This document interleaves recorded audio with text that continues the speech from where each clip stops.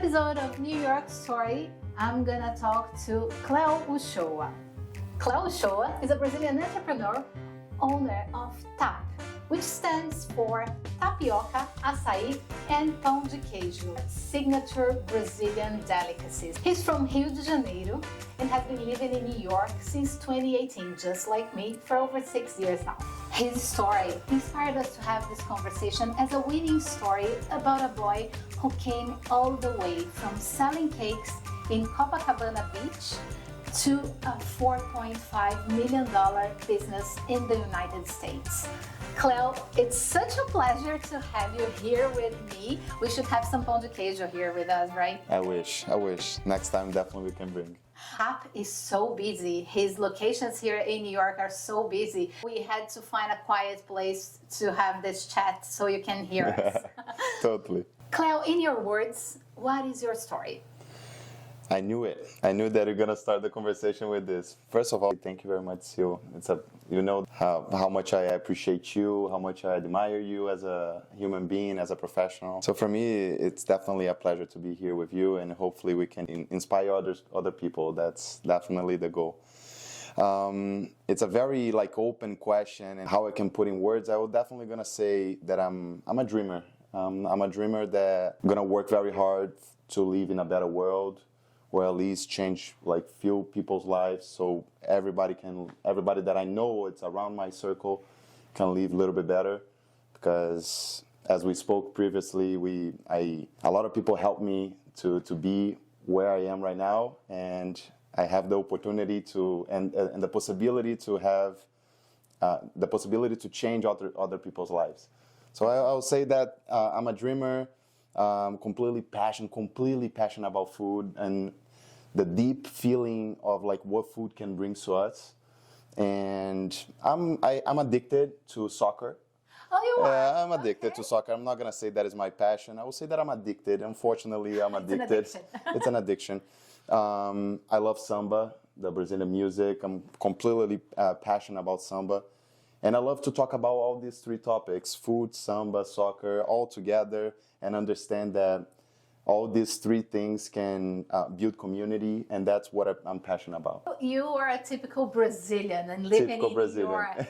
Typical Carioca. Typical Carioca. So we're going to talk a little bit more about this. Yeah. As a boy in Rio de Janeiro, did you have any dreams, any particular dreams, anything you wanted to be as you grew up? For sure, become a soccer player like every other Brazilian when you grow up. I tried to be a professional soccer player, but I tore my ACL, and then I saw my old brothers trying to become a soccer player. They were suffering a lot. It's very hard to become a soccer player in Brazil. Did you try with any famous clubs? Yeah, I tried through Fluminense, through Flamengo, but I realized when I was probably 14 years old, when I was growing up, and I saw my older brothers suffering, I said, guys, I don't want to pass through that, you know. I love soccer, but I think I'm going to try a different path. Good. And then I decided to search for internships. As a child, since I was young, with 14 years old, it took me a while until I got it, and my family helped me find a family in the United States so I can come to the U.S., but I remember that it started with 14 years old. Wow. I said no to soccer. I said I'm just gonna watch and just be a fan of soccer, the sports in general. I took the best values of sports in my life, for sure. Teamwork and all this stuff. Discipline. Yeah, and then when I was 15 years old, I found a family, very kind family that I'm very grateful for all the opportunities that gave to me. Where are they from? In Kentucky. Kentucky. It was like a small town in the middle of the Kentucky called Corbin. If you search, 8,000 people live there. Maybe a little bit more right now. And for me, it was such a great experience because can you imagine, a Carioca boy in the middle of Kentucky, very completely different culture. Yes. And I didn't know how to speak any English. Oh, wow. You arrived without English. Without English, I just tore my ACL. So I arrived in Kentucky without being able to walk. I was dating my first relationship when I was young. So I was suffering, heartbroken. It was my first, And then I didn't know how to speak English. So it was a very deep, intensive experience in the middle of Kentucky. I stayed there for a year. It changed my life completely, my mindset, my point of view. I grew up very fast, definitely. Just to live in Rio de Janeiro, it makes you grow up very fast compared to other places, I think. So Totally. that's my opinion. And then I moved to Kentucky, it increased even more. So when I saw myself when I was maybe like 17 years old, I felt that like, I think I can do whatever. I think I'm able to put myself in a position that I can try whatever. Like, so, and then I decided to ask myself, what is my dream? Because my brothers, I grew up looking to my brothers, right? Like, okay, they have their lives, but what about me? I'm the young one. I have all this pressure because my family was very well succeed. Okay. And yeah, like my dad and my mom at that, like during a big term of their lives, passed through a very hard time financial-wise. Okay. So I grew up with no money, but with a lot of smart people around me, and I was the youngest one. So I said, okay, I need to become something here, and I need to make money because I didn't have like any money around me. I have the same name of my grandfather, Cleo Uchoa, and Cleo Uchoa, if you ask any person in my family, they're gonna say like, no, Cleo Uchoa, it's like, it's our idol, you know, like my grandfather, it's the biggest human being I ever met in my life. And I have tattoos for him and everything. It's definitely the biggest inspiration for a lot of people. With the bigger brothers, with the well-succeeded family, and the name of the grandfather. Yeah. It's a lot of pressure. It's like, yeah, so I grew up with this pressure already. You must be someone, exactly. right? I bet you felt like this. Tell me a bit about your grandfather, that if he was a big inspiration to you, I'd love to hear more. Such an intellectual, can talk about any topics with anybody. And that was something that, besides the knowledge, put that knowledge aside a little bit, he was such a communicator, you know? So he was able to talk with anyone, literally anyone, and know how to deal and know how to like, let me hear you, you know, like let me try to understand how you're feeling right now. And with the homeless to the richest person in the world, I think he was able to manage that. That's a gift. Yeah, that was a gift, and I think I got inspired by that. So. That's a great thing to be inspired by. Yeah. You wanted to be a soccer player, then you decided to take a different pathway, and you came here in an student interchange program. Yeah. And then what shifted your mind to look for something different? How was that process? I remember exactly what was the click that I had was like, my English is not that great. I need to come back to the US because if I want to get a really good job in a big company, I need to have like pretty much English as a second language. And then I decided to come to New York, stay here for 4 months, and then go back to Brazil to do the college. Oh, okay. I got like 100% scholarship in a really good college in Rio de Janeiro, all this stuff. Okay, majoring in what? Business. Basically, I canceled the college because I came here, I stayed here for 4 months. I started working at Tapi. Tapi existed already? Existed already for a few months. And I was one of the first employees there. I decided to, I started as a dishwasher, barista. I was like, let me try my English because I came here to learn English. So put me at the cashier. Let me try to sell the product. And I was already selling, and that's a big part of my story. I was selling cakes in Rio de Janeiro with my mom. And like every other day, we were going to the corner of our streets to sell cakes to the people, to the like workers. And with a bike, I heard. With a bike. It was a food bike. Food bike. It was a food bike. So I already had this feeling that like, I think I know how to sell. Let me try to sell in English. You know, like let me try it out. I think I can charm the customers. And then I was there. They gave me the opportunity little by little. When I saw it was a week before my trip to come back to Brazil, I was already sure that I'm going to come back to Brazil to do college. My family was waiting for me. The ticket was already bought, you know? It was in my hands. And then Roberto, the founder, gave me a call. Say, Cleo, I will have to move to London. My family's going to move to London. My wife got an opportunity to move to London. I need a partner. I'm not going to be able to handle this alone. And I just to remember, I was 19 years old. I was going to ask you, how old were you? I was 19 years old. And I looked to the opportunity that he was giving to me, another opportunity that somebody gave to me. We have to reinforce that. And I say, I'm gonna stay. I'm gonna stay. Let me stay 6 months. But Cleo, if you stay in the United States, you're gonna lose your scholarship. You're not gonna be able to come back to do college. And I think that was one of my first decision that with a lot of risk that I did with 19 years old. And it was the best thing I ever did because it changed my life. Now I'm able to change other people's life. I change, I bring my mom from Brazil, and she's still here. She's still here through us. Here. Yeah, she lives in New York. That's amazing. So she built her life here right now again. Because of you. Because of me. And 2 years ago, Tapi was growing and we were expanding. I looked to Beto. I said, Beto, I need a partner. The same way that you needed a partner, now I need a partner. I need somebody that can help me expand the company. And I decided to bring my brother. So my older brother decided to join us. And now it's my brother, my mom, myself. It became a family business. It became almost a family. Let's not say that because the investor is going to think that we are taking... No, not a family business. It's still... It's a very serious business structure. Yes, of course it is. Yeah, gladly I have my brother on my side and we become the Tap brothers, we like to say. I'm curious about something. A lot of people who watch us, they dream of coming to the United States, and it's not easy to come. In what capacity did you come? Were you were a student? Did you become a citizen, or did you have a visa? What allowed you to invest in a company here and to live here legally? That's a great question, and I think very necessary question, because sometimes people think that it's like this, and like you're an immigrant and you just come here and find an opportunity, you're gonna stay. I was very lucky. My grandfather used to do college here when my dad was born.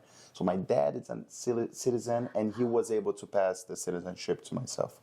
So that's kind of like why I became a United States citizen. It makes sense, because otherwise it's really hard. I came here with a visa, like a working visa in the company, and then I had to apply to have a green card. So it is a long process, and some people wait for many, many years. Exactly. So yours was a family thing that's passed on. And now, regardless of the citizenship status, what are the struggles of coming to... You mentioned a little bit about the language and not walking once you came to Kentucky, but then New York is a completely different animal. New York is like the biggest city in the world in terms of opportunities, but also it's very hard. It can be very tough on people. What did you feel when you arrived? Was New York welcoming you, or was it warm? Was it cold and tough? Tell me more about it. I love to romanticize stories. I love to, but I'm gonna be honest with you. I think I was completely in love with everything that I was living. I was 19 years old, having such a great opportunity to lead people and suffer and struggle and work 12 hours nonstop. I was in love. I can't complain at all. Like I was feeling pain too. Mental. I was like, I thought that was everything that I had, and at that time it was everything that I had. But I think I took in a lighter way. I grew up with a lot of pressure that I created, so I think I was already ready a little bit, not 100%, but I was ready a little bit to deal with New York City, to deal with like this toughness of the people, the city. Rio de Janeiro gives you a little bit of this like backbone. So I think I had the feeling that I could deal with anybody. I could talk with anybody, like my grandfather. That's amazing. I was going to say that's probably something that comes from your family, the way you were raised, but also it feels to me that when we are young, we feel so much passion about things that we feel like we're invincible. Yeah, totally. And that helps. I think as we grow older, we kind of get scared of certain things, maybe because we have more to lose. Sí.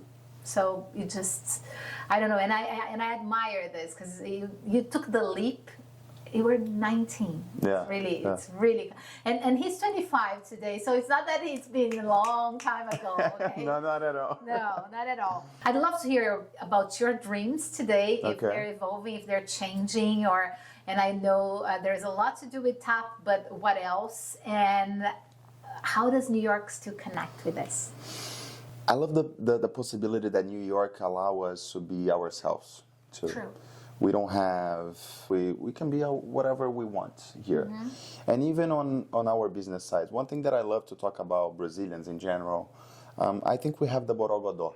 I think so. You know, like, I don't know how to explain this to you guys in English, but I think we have like the mojo. yeah, exactly, the mojo, the swag a little bit. And I think living in New York, having the possibility to put a little bit of color in this very, like, sometimes in very many aspects, very dark city, you know, like with toughness, and people are usually sometimes very rude. And when you come with this, like, brightness, you know, like, Yeah, look all at us. We're colorful, super yeah, Brazilians. super Brazilians. I love to become like to spread this Brazilian culture into the world, you know, like, so maybe that's a little bit of my dream. Keep doing this, you know, like maybe creating an even bigger community that can talk about love through foods. Awesome. I think learn, because I think I skip a lot of this, like, learning process during my journey. I was focusing too much in the company to succeed, to make it happen, and it was very necessary at that time. But I'm willing to learn, to read, to talk, to experience different things and understand what is coming next. We have a lot to do, but the pressure that we were talking in the past, it's becoming even bigger right now, because we have a bigger project, we have more people around us, and the responsibility to impact those people in a good way through foods. It's huge. And selling Brazil. We are selling Brazil right now. Yeah. Tapi, if you guys don't know yet, it's a place where we sell food. Yes, we sell food, but I think it's even more. You know, like, we sell culture, we sell stories, we sell a nice environment. So I think how can I emphasize and create even better and bigger community. It's a lifestyle. It's a lifestyle, yeah. And you mentioned something that's important. Obviously, you skipped a lot since you had the pressure to grow a business. Yeah. Is there anything in particular that you feel like you should have learned, and now you're like, okay, I regret not having learned, but there's still time, of course, and now I need to invest in that particular thing? I don't regret, because I didn't have the possibility. I was just put in the middle of the jungle and, like, bro, figure it out. Survive. And I was surviving, you know, like, I cannot put the pressure on myself that, like, I had to, I wish what? I don't know if I wish. Like, I think it was part of the learning curve that I had, and I became who I am right now because of that too, you know?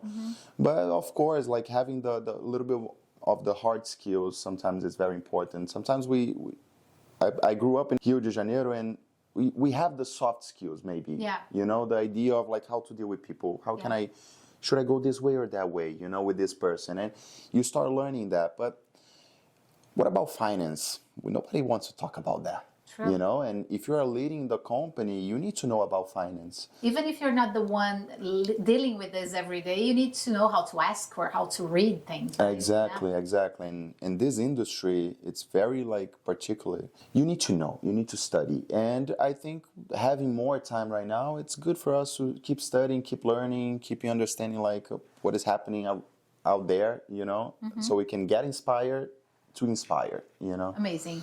Today, is there anything you're very passionate about, or other than food and soccer? We know already. Yeah.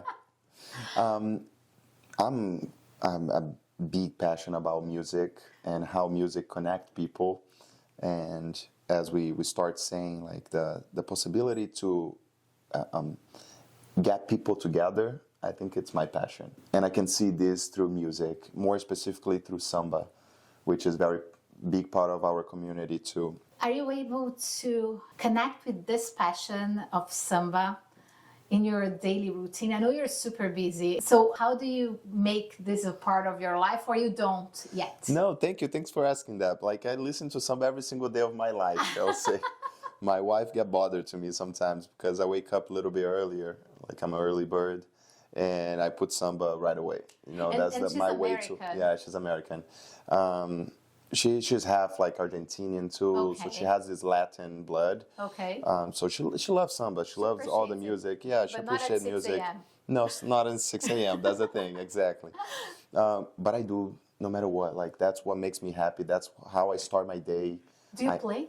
I like to play. I like to play, but I'm not a drummer. Not at all. Okay. I appreciate, and I always say in a funny way, maybe not that funny, that one day I would like to become a samba player. Like, maybe. That's nice. Yeah, That's nice. Why not? I told you I'm a dreamer, so we never know. Why not? Why not? So Never yeah. too late. Coming to a closing here, if there isn't someone like you, a young person with an entrepreneurial spirit, with a dream in mind, what's the piece of advice that you would give to them if they want to come to the US? Is there one thing that you would say, okay, that's something you should know? If you want to sell a product into the US, you need to know how to speak with the international community. Yeah.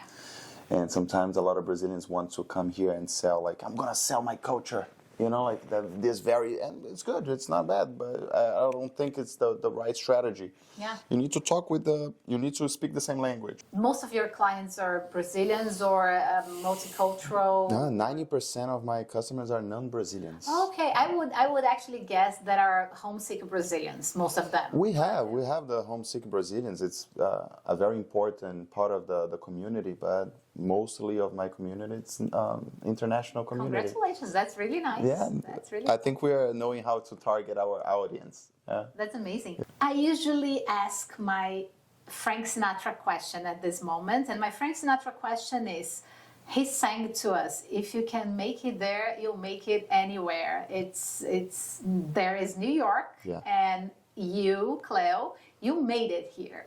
So I would ask you what's next, but we know that Tap is in Miami already. So he made it in New York and Miami, sunny Miami. Yeah. Tap is also there. So my question to you is going to be different. New York or Miami? Whew. I think now I have the benefit of living in the best of both worlds, I would say. The airplane. The airplane, yeah. It's a nice place. The airplane's a nice place. I like it. I like airplanes. Actually, I feel like the place that I feel more productive, it's inside the airplane. I cannot talk to anybody. I love that. I love that so much. I love to draw. I love to write. I love to like be more creative. Good. And inside the airplane, I think that's like the time. You know? I prepare myself to be inside the airplane. Can you imagine that? That's nice. Yeah, I drink my coffee before. Like that's my time. I need to be productive during this 3-hour flight. So, but I love New York. I love New York. I'm still dating Miami a little bit. I'm trying to figure it out, the flow.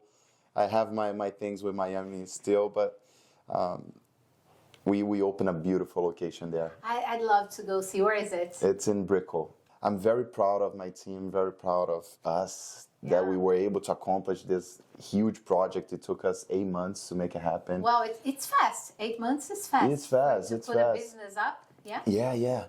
To create a huge structure, and now we can see in a perspective that we are selling food there, but I prefer to see in a more romantic way that I think we are selling dreams there. You know, like we are impacting people in a good way. We have more possibility to impact even more people, and that's my dream. So I think we are achieving my dream that becomes other people's dreams.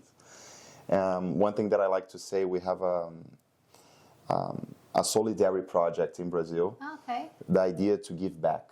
That's great. Because here right now we are selling our culture. We are making money here, right? What about how can I help the people in Brazil too? You know, how it was always my dream, because I was always like, I love to talk about politics too, and I was always like I'm sorry to say that, like, fuck these politicians, you know, like they don't do thing for us and all this stuff. And now I have the possibility to impact people's life. And what about you? You know, as an entrepreneur, as an entrepreneur, like how can I help more the society? How can I help more and impact more the community? So I decided to put the problem in a first person, in this perspective, and put me pressure, you know, like as an entrepreneur, how can I make a difference instead of like just pointing the finger. And that's kind of like what we're trying to do, little by little, as much as we can, trying to help people here, trying to help people in Brazil, selling food. Through food. Yeah. So we're gonna put the addresses here in New York, in Miami, so you can visit. Cleo, would you like to leave our audience with a message or say a few words? They are yours. I think like do things with passion, you know, do things with love. Try to impact your co-workers, your friends, your family, in a good way. We just live once, and of course I have a lot of bad things happening in the world, but if we can be a little bit of the change and still have this like young mentality, I think that's the right way to live. At least that's my perspective.